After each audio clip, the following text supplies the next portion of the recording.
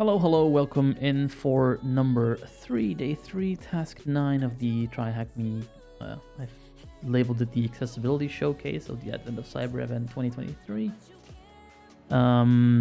First, let me apologize for the doubled screen meter output in the first two videos. I only noticed that after I was done rendering and I couldn't fix it back at that point, so I've made sure that doesn't happen anymore.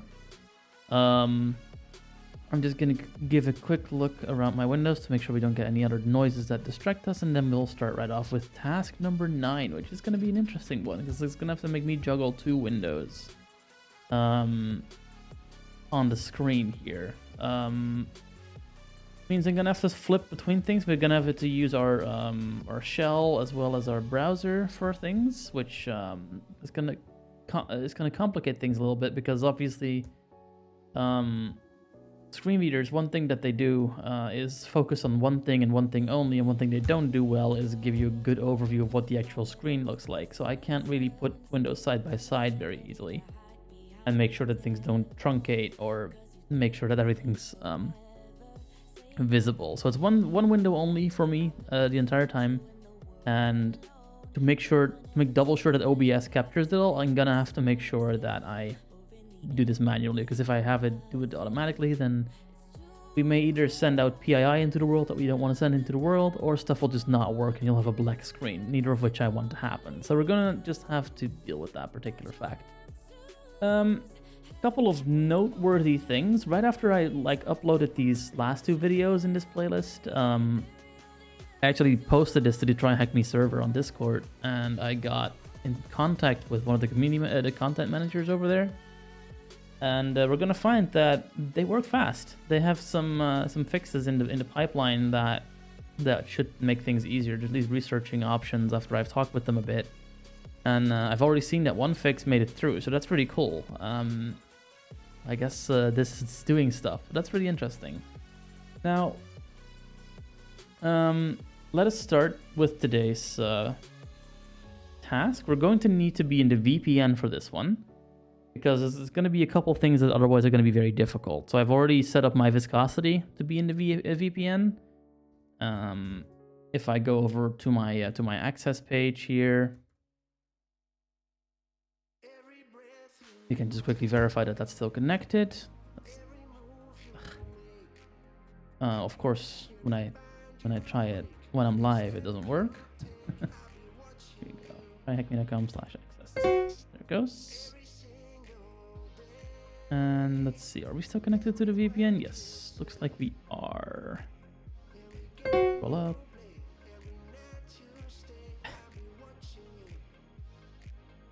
There's the chat bot. Did not ask for that. There we go.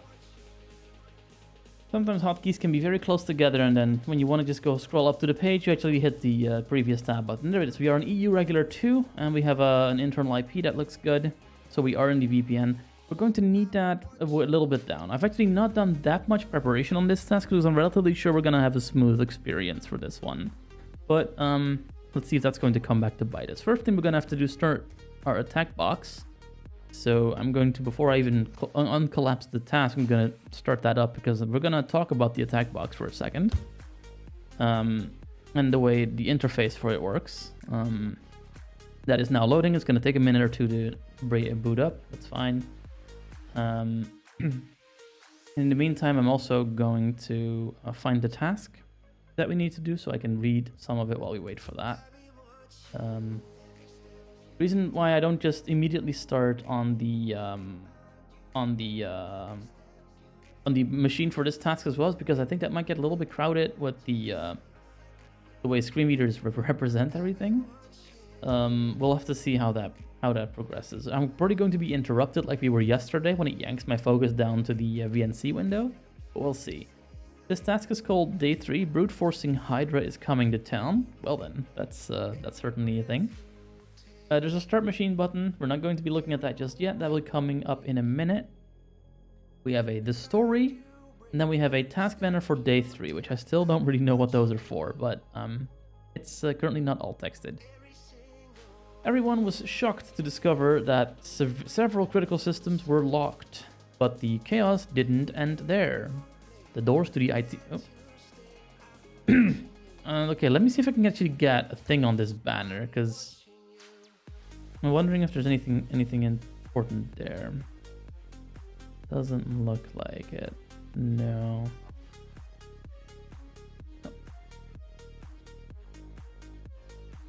Okay, yeah, no idea what that says. Okay, so the banners don't, I think, have anything.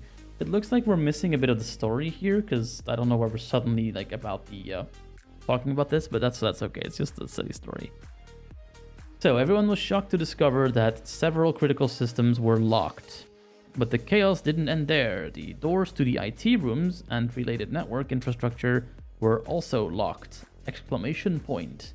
Adding to the mayhem, during the lockdown, the doors closed suddenly on Detective, and there it yanks me, Detective Frosto. I'll just read the rest of this little section, and then we'll migrate our attention to the little the machine that just popped up, because it is important for us to look at that. I'm just going to quickly get there again. There we go. Down. During the lockdown, the doors closed suddenly on Detective Frosto. As he tried to escape, his snow arm got caught, and he ended up losing it. Oh no, he's now determined to catch the perpetrator, no matter the cost. It seems that whoever did this had one goal: to disrupt business operations and stop gifts from being delivered on time. Now the team must resort to backup tapes to recover the system. To their surprise, they find out they can't unlock the IT room doors. The password to access the core control systems has been changed. The only solution is to hack back in to retrieve the backup tapes. All right. We have apparently a picture of Detective Frosto. I have no idea what this frosty fellow looks like, but that's apparently what we're looking at. Learning objectives we'll get to in a minute. We'll first look at the tech box, because we have an interesting interface situation here. First, it yanks you to focus, so I can't really complain too much about that. I'd rather it didn't do that and just tell me it's there. But when I press the machine, the start machine button, nothing initially really happened for screen readers users apart from that button getting grayed out. So it's not super clear what's happening once you press that button for people who don't know what actually happens when this happens. Now we have this iframe here for the attack box. Let's just explore that with a screen reader real quick. Speech mode talk. Out of frame clickable /show the control bar. So I'm pretty sure that's not keyboard reachable, because that's a clickable div with no button roll. Button extra keys. That one would work. Button clipboard. Yep. Button full screen. Yep. Edit multi-line. Out of edit graphic. Edit multi-line. That is the added field that intercepts the keystrokes that go to the machine. Screen readers cannot actually read inside this edit field. For the screen reader, this is a completely blank field. So you can't verify what you're typing as a screen reader user, nor can you see what's really happening. You have to do what I was showing yesterday, the OCR, to really see what the screen is doing. And that is cumbersome, and it's not very foolproof, because if it's not scrolled into view, the thing you want to see, then you're not seeing it. So let's just continue going downwards here. Out of edit graphic clickable. Out of frame link. Clickable. Clickable. Clickable. Clickable. And we have the clickables of doom. Basically a clickable, when NVDA announces a clickable like that, it's basically either an icon or something that is essentially is clickable, like has some kind of hotspot or is some kind of mouse activated, but does not have a label that is textually perceivable by a screen reader. So what's happening here is, I think they're icons. It's probably like an info icon, like a delete icon. I think it's a dismissal for this little frame here, and then there's like one more. I forget what they all do. There used to be a tryhackme.com/my-machine page. That seems to be gone, but that essentially holds really the only one icon that we're interested here, which is the login details for this server, which we're going to need in a minute. So what I'm going to do is bring that up. But yeah, these are not labeled. So and you can pretty sure you can also not reach them with the screen reader, the keyboard. Let's tab around. No, you just everything's intercepted. So to be fair, I'm pretty sure they're using a third-party solution for the whole VNC, so I'm not sure to what degree that this applies to that as well. I'd have to go look at the code, and they don't pay me enough for that. Frame Like, graphic they don't pay me at all, so if you want that, pay me. But clickable. what we want here at this point is the login details. So let's bring this up. Clickable heading level 5 web. This is the web-based machine information. Web-based is a little of a misnomer because I'm not actually going to be using a web browser to do this. Use the web-based machine to attack other target machines. You start on TryHackMe. Public IP. So we have a public ID, which is hidden by default. Let's keep it that way because I don't think we want that out in the video. I'm pretty sure it'll be gone by the time we get there, but that's okay. Username, root, password, protocol, VNC. Actually, do we need that? Separator. Protocol, pass user, private IP, 10.10.96. 10.10.96.222. Use this for your reverse shells. Okay, fair. Speech mode off. But I think since we are also in the VPN, I think we should also just be able to reach the SSH over that connection. Let's try that out. For that, I'm going to have to bring up a command line window here, and I'm going to have to change what you're seeing speech mode controls window to reflect that change. Let me just really quickly do that. Cast screen. Right click the source. We go to properties and we set it to the thing I opened.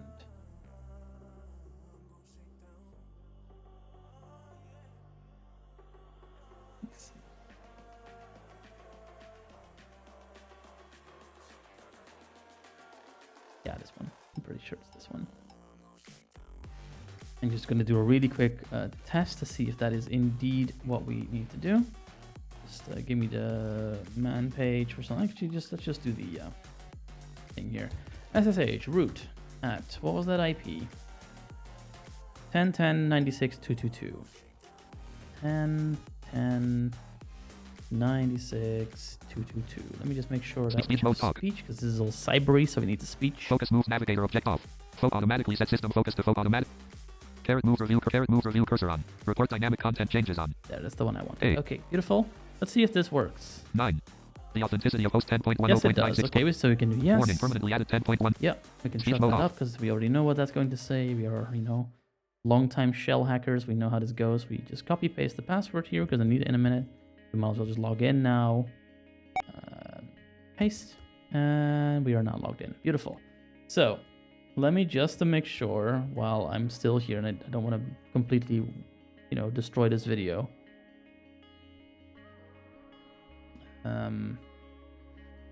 Let me just make sure that you guys can actually see this, because this is something that I have to do from time to time. I'm just going to bring this out in a separate window. And let's see here. Speech mode, desktop window. Focus move navigator object off. Focus move review cursor off. Automatically set system focus to focusable. Automatically set system focus. Report dynamic content change. Report speed command keys on. NVDA plus. Okay, well, window. Having a bit of a... Recognize result. The bullet NVDA speed screen. DFL micro window speech mode desktop focus automatic report dynamic content window. That's why. Okay, the little speech mode off. The little NVDA speaker screen is in the way. Let's see.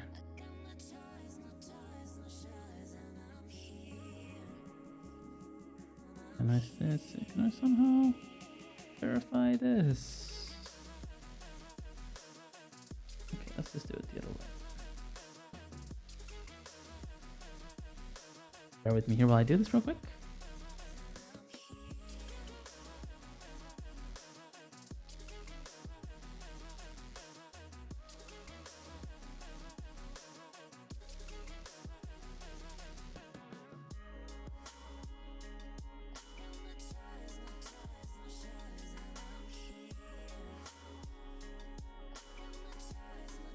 This is why we have music playing. Well, I have to do these kinds of things. Have at least something in the background.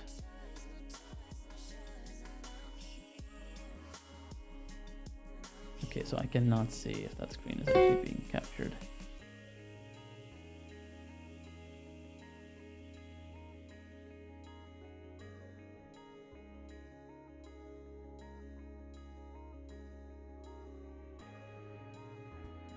We're going to ask the AI. This is actually me hacking a screencast, so I think it's still relevant. Like, what I'm currently trying to do is make sure that the video is actually capturing the right window, which I cannot really see. I'm going to ask the AI if that is happening. Is OBS capturing the command line window? so describe it. Okay. We'll zero that, or we'll do the Speech mode. AI check or to check, and if that works, then we're good. If it doesn't work, then well, I have to redo this video. Pretty sure. Unknown. In red. Hide the ops in blank. Yes. Ops is capturing the command line window in the ops software interface, which is visible in the screenshot. The sources docs list NVDA as one of the sources. The preview area of ops in the center of the interface shows the content from the NVDA source selected, which is a window named NVDA Speech Viewer. Blank. The NVDA Speech Viewer window itself contains text which looks to the output or log information from the NVDA large line events such as list, what appears to be an API key or similar long alphanumeric string event large lines, or have low vision. The content of the window shows different commands and focus events such as list, blank, what appears to be an API key or similar long alphanum blank. The ops interface also shows that recording is in progress as red timer at the bottom right of the ops window, which counts up the recording duration. Furthermore, the controls for start streaming, stop or others are visible on the right hand. Audio, that'll be ops 29. Okay, so this tells me, this is telling me that we only have the Windows NVDA window system visible. If I were to do this context again, that entire screen. Retrieving the sources window list. I'm just going to do this again and then see what it says. Unknown image timer indicates that recording is yes. Ops open broadcaster software is capturing the command line window in the screenshot. Provided the main preview area of the ops interface shows a red outline indicating the capture boundary, and within this boundary there is a command line window open. Blank. The title bar of the command line window indicates it is a Windows command processor window, which is commonly referred to as the command prompt with the PAT-C Windows System 32cmd.x. The window itself is not showing any text, suggesting that no commands have been recently executed, or the command prompt is freshly opened waiting for user input.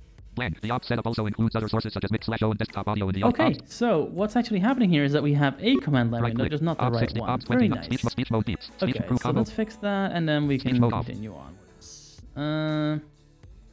We want this one. There we go. Okay, beautiful. Well, that was a bit of a sidestep, but we got it working. Beautiful. Okay, so this is the SSH logged into the attack box. We're going to be needing that in a minute.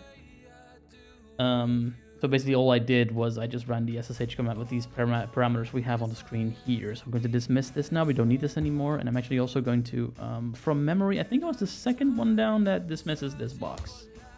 Yes. Oh, that was the terminate button. Crap. Okay, so this is why we label things. I just intended to dismiss the split screen view, and what I actually ended up doing was terminate the machine.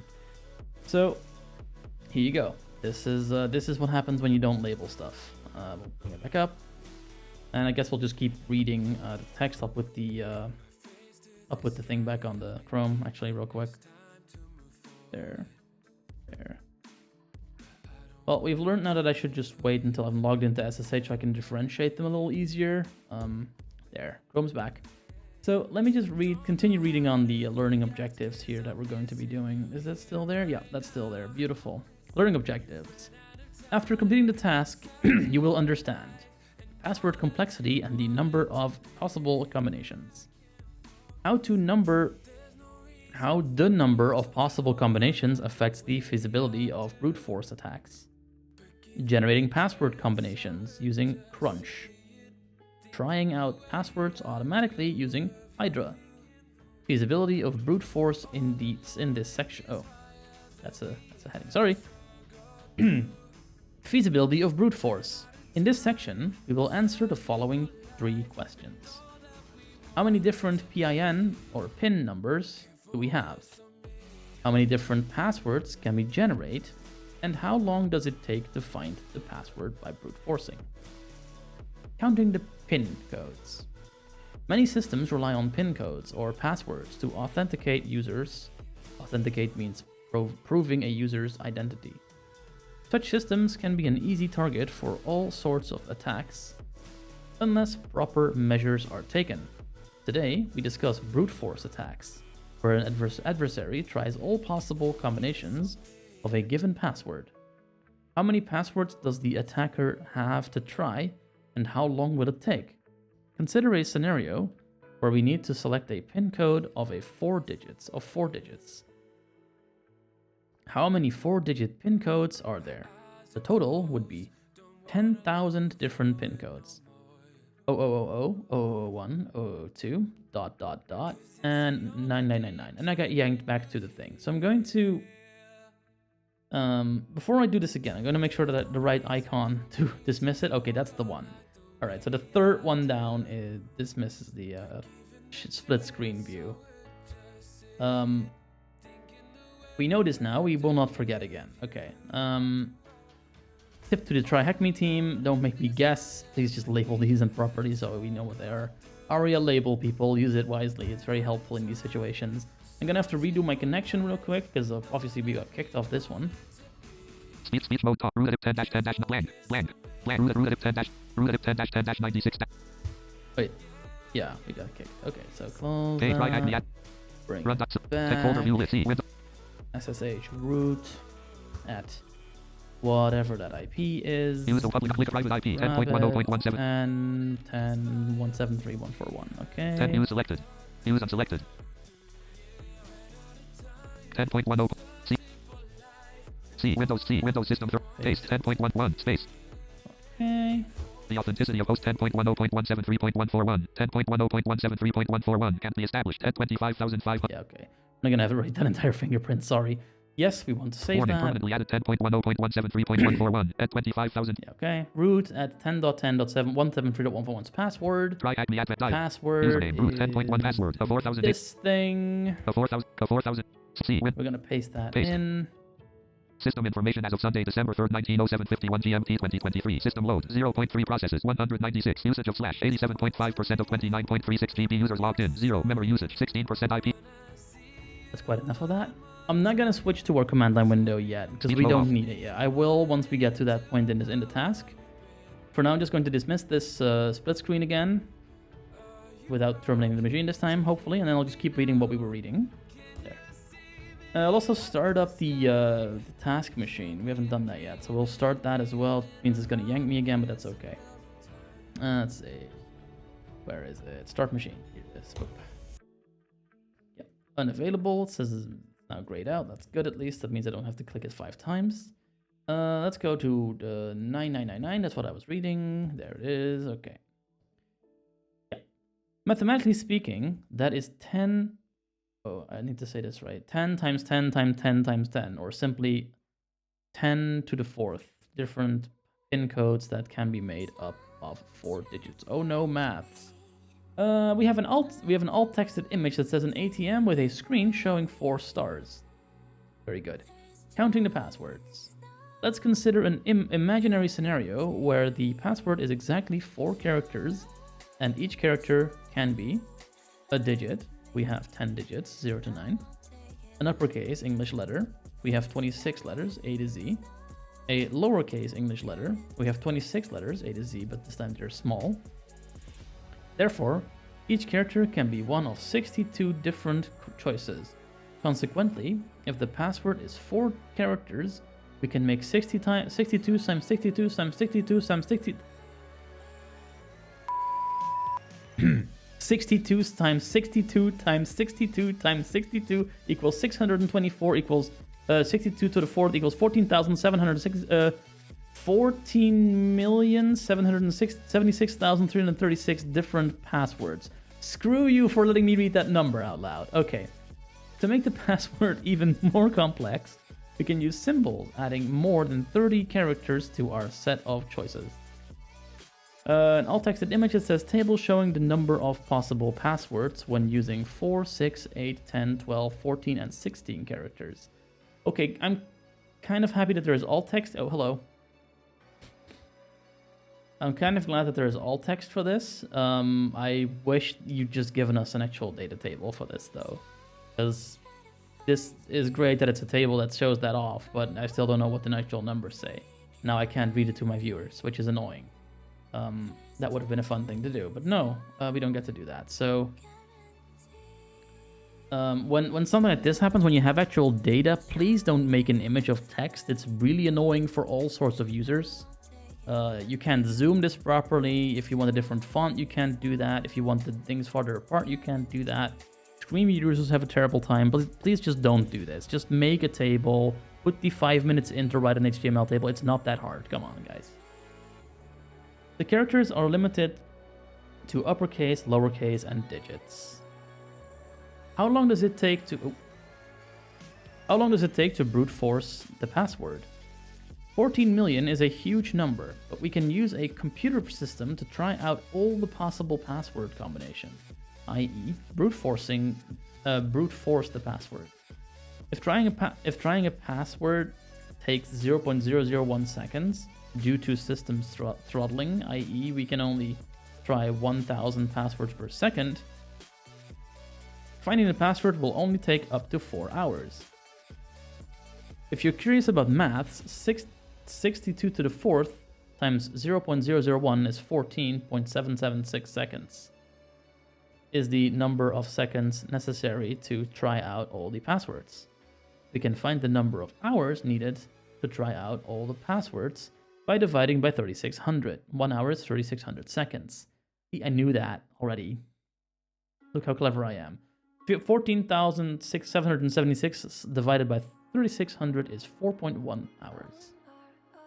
In reality, the password can be closer to the beginning of the list or closer to the end. Therefore, on average, we can expect to find the password in around 2 hours.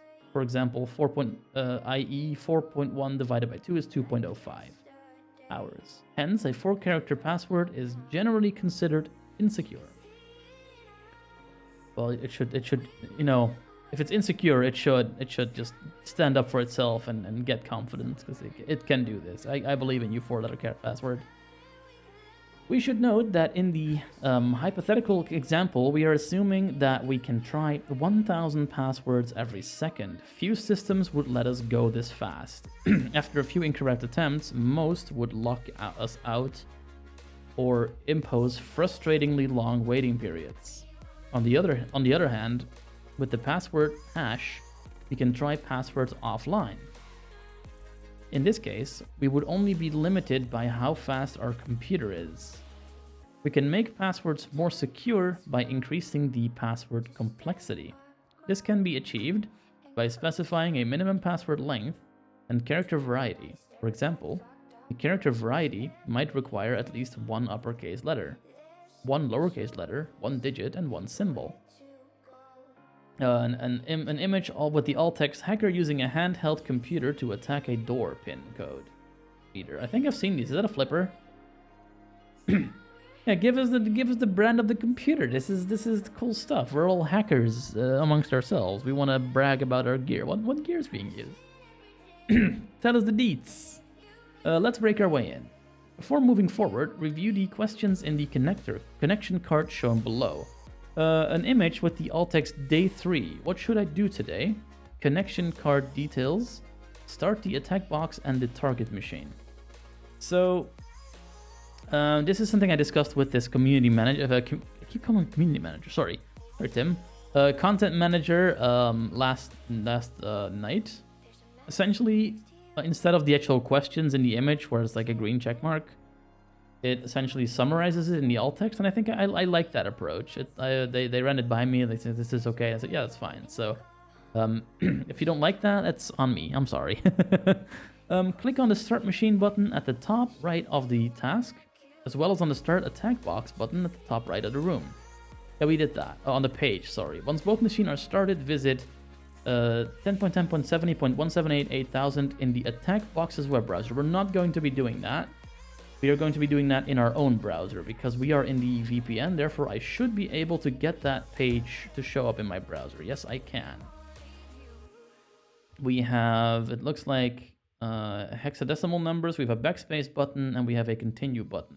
What we don't have is a way to read what number we've entered. So that's kind of sad, but at least all the buttons are clickable. That is definitely not always a given. Looking at you, complete beginner path or the pre-security path with all those silly mini games.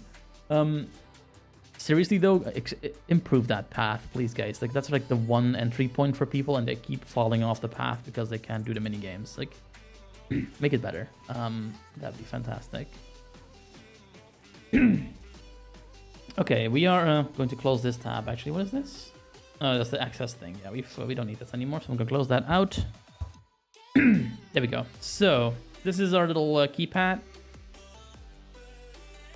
Throughout this task, we will be using the IP address of the virtual machine 10.10.70.178 as it's hosting the login page. Yeah, that's a good point. I'll actually note this down in my little notebook. So I have a little notebook. You can't see my little notebook, but that's okay. I can see my little notebook. Move the comma. There we go. I can just paste it. Cool. Literally, it's a notepad window for people who are curious. I just did a Windows R type notepad, pasted it in and removed the comma at the end. That's all I did. So that's what is important. And this is, I can get my soapbox a little bit while I'm doing these videos. When you're doing a video like this and you want to make sure your blind viewers are included, try not to do too much of, and now I'm going to do this, and I'm going to click here, and I'm going to do that, because they'll completely lose what you're doing. At this point, I will really only resort to doing that when I'm not doing anything important, or when what I'm doing is not relevant to the current discussion. Generally, I will narrate what I'm doing, or at least come very close to it. And if I don't narrate it, I'll put it in the video description, which might actually even be better for people a lot of the time. So, little tip there for video content creators if you're watching. You will notice that the display can only show 3 digits. I did not see that actually because I can't see the display. That's a little thing here. I don't actually know what's on the display. So that would be a good thing to fix here. I'm wondering if it makes like beeping noises. You would not be hearing those because I'm pretty sure I have my Chrome router somewhere else, but we'll see. You will notice that the display can only show 3 digits. We can consider this a hint that the expected pin code is 3 digits. That's what I did yesterday with the TryHackMe questions. Remember, with the asterisks, I could count at them to see what the number I wanted. There's a graphic with the alt-text screenshot showing the keys to enter the pin code to open the door. I guess that's the one we're looking at right now. Next section is generating the password list. The numeric keypad shows 16 characters, O to 9 and A to F, i.e. the hexadecimal digits. Yeah. We need to prepare a list of all the pin codes that match this criterion. There's only one of them. Sorry, language Nazi. We will use Crunch, a tool that generates a list of possible password combinations based on given criteria. We need to issue the following command. Crunch. Actually, let the computer read that out. Speech mode to file crunch 3301234567889 ABCDEFO 3 digits.txt. So crunch 33012345678 ABCDEF -O -digits.txt. I'm not sure why the dash digits has a dash at the beginning. Oh, that's not a dash, it's a 3. Sorry. 3. My bad. 3 digits.txt. That's going to be our password list. So let's actually go to our speech mode off. Our shell window real quick. Should be a lot faster this time because I know where it is. No, not that one. That one. There. So let's run that in the little attack box here. What was it? Crunch. Let's see if I remember. I can do it from memory. Crunch. 3, 0, 1, 2, 3, 4, 5, 6, 7, 8, 9. I just want to check if they capitalized A, B, C, D, E, F, because this thing is really particular sometimes. They did. Okay, I'll do that too then. A, B, C, D, F -O 3 digits.txt. There it goes. We are going to turn this computer on to get the output from this. Speech mode talk. Crunch will now generate the following amount of data. 16,384 bytes. 0 MB, 0 GB, 0 TB, 0 PP. Crunch will now generate the following number of lines. 4096. Crunch 100% completed generating output. Through 10-10-173-141 number. Okay, so that's all we need to do for right now for the command line. So we'll bring this back to the browser window so we can read more text. Where is the browser? Okay. It says, the command above specifies the following. Yeah. So 3, the first number, is the minimum length of the generated password. The second 3 is the second number, is the maximum length of the generated password. 0, 1, 2, 3, 4, 5, 6, 7, 8, 9, A, B, C, D, E, F is the character set to use to generate the passwords, and then -O digits so used to save the output to that particular file. We are in root, so that's where it got saved. To prepare our list, run the above command on the attack box's terminal. We just did that. Attack box terminal, and we get an example of essentially the exact same text we just saw on our terminal. So we can skip that bit. We've seen this already. Okay. After executing the command above, we will have 3 digits.txt ready to brute force the website. Use the password list. Yeah, manually trying out pin codes is a very daunting task. Luckily, we can use an automated tool to try our generated digits combinations. One of the most solid tools for trying passwords is Hydra. Before we start, we need to view the page's HTML code. We can do that by right-clicking on the page and selecting View Page Source. You will notice that the method is post. The URL is the URL I'm going to quickly paste into my notepad. It's like ip/login.php. There we go. The pin code value is sent with the name pin. That's important. There's a graphic, there's a screenshot that says with the alt text, the HTML code related to the pin code form. Fair enough. I don't really think you can do that any more succinctly.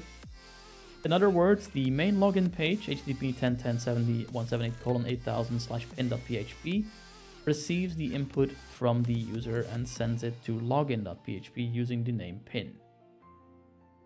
These three pieces of information, post, login PHP, and pin, are necessary to set the arguments for Hydra. We will use Hydra to test every possible password that can be put into the system. The command to brute force the above form is nothing yet, because I'm gonna first switch back to our command line for this bit so we can see the thunder. See the thunder. There is the command line again. I hope this is not too jarring for people. Okay, so this I'm gonna have to do bit by bit because it's a lot. So it is. Where is it?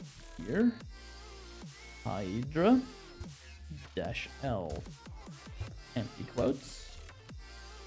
So 2 quotes. -P with a capital P. -P 3 digits. I'm gonna autocomplete that. Beautiful. Tab -F -V -F -V 10.10.70.178 10.10.70.178. I lost my focus. There we go. 10.10.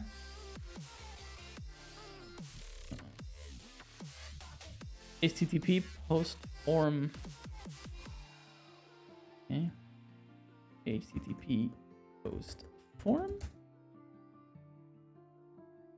Yeah, this bit I'm going to. This bit I'm going to paste. That is quite long. And then the last bit is /s 8000. Okay, so it says quote /login.php :pin equals _pass :access denied quote. So I'm assuming that is like a Hydra speak for keep trying until you don't see that message. And this is where the password goes. There's a whole syntax for it. I forget exactly how it works. It's been a while since I used Hydra, but it makes sense what it's doing. So I'm gonna paste this bit in. We're gonna end it with -s 8000 and hope it goes well. Computer prompt back on and see what it says. Hydra v8.6 C 2017 by Van Houser/THC. Please do not verbose page redirected to http verbose page redirected to http://10.10.70.178:8000/error.php. Verbose page redirected to http://10. Verbose page redirected to 8 for speech mode off.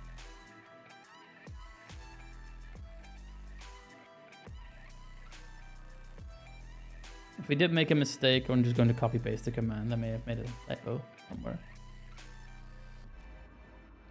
Seeing an awful lot of redirects to an error page. That may just be the access denied. But I'm expecting that to show up on login.php, so they shouldn't. I don't think we should be seeing this page. But let's just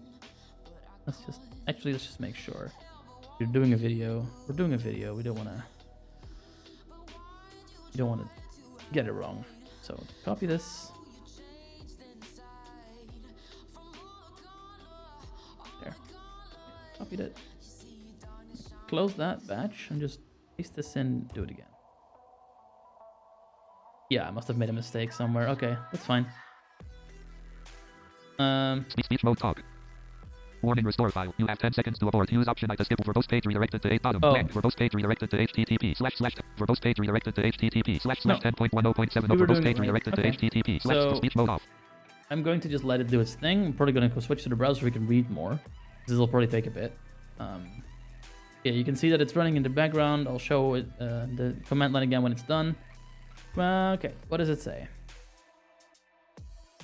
You can probably even see in the output that's given in the command above will try one password after another in a 3-digit file. It specifies the following. L quote quote indicates that the login name is blank and that the security lock only requires a password. So that's what that is, the double quotes with nothing in it. Then we have capital P is the password file to use. So that's the 3 digits.txt that we made with Crunch. F stops Hydra after finding a working password. V provides verbose output and is helpful for catching errors. I can see that, yeah. 10.10.70.178 is the IP address of the target. HTTP post form specifies the HTTP method to use. /login.php :pin equals --pass --access denied quote has 3 parts separated by colons. Login.php is the page where the pin code is submitted. Pin equals --pass will replace pass with values from the password list. Access denied indicates that the invalid password will lead to the page that contains the text access denied. -S8 indicates the port number on the target. I'm not sure why that is S. You would think that's like a small p or something, but no.